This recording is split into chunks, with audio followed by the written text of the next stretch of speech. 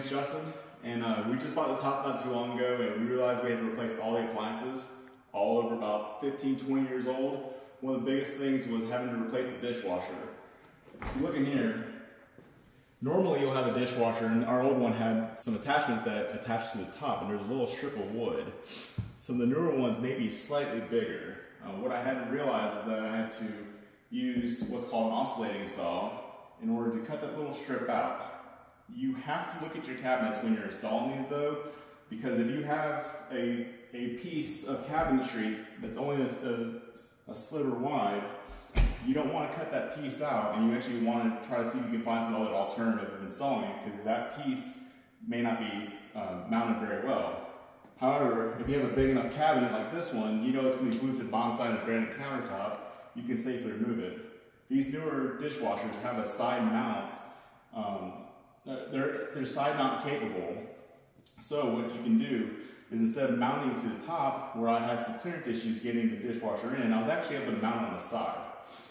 It took a lot more work, a lot more finagling, because this is a house that's about 15 years old, and a lot of cabinetry is original.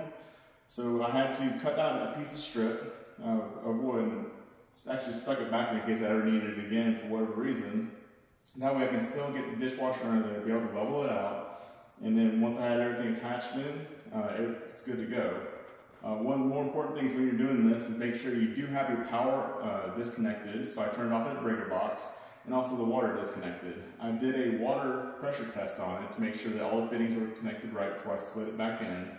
The last thing I'm going to do now is really just turn the power on and just do a test run. The other thing too, there's a feet on the bottom where you can adjust to level it. If your floors are uneven, or if it's not, if the hardwood floor or whatever flooring you have, tiles, is not done all the way to the back, you may have to use the leveling feet, or just just any kind of unevenness. I did have to go underneath and raise the feet up just a little bit after I cut the strip of wood out, just so it had more of a flush look.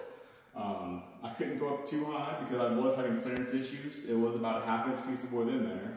But after I lifted it up and leveled the feet out and took my level, made sure it was level both front and side, everything looks good now. So other than that, good luck.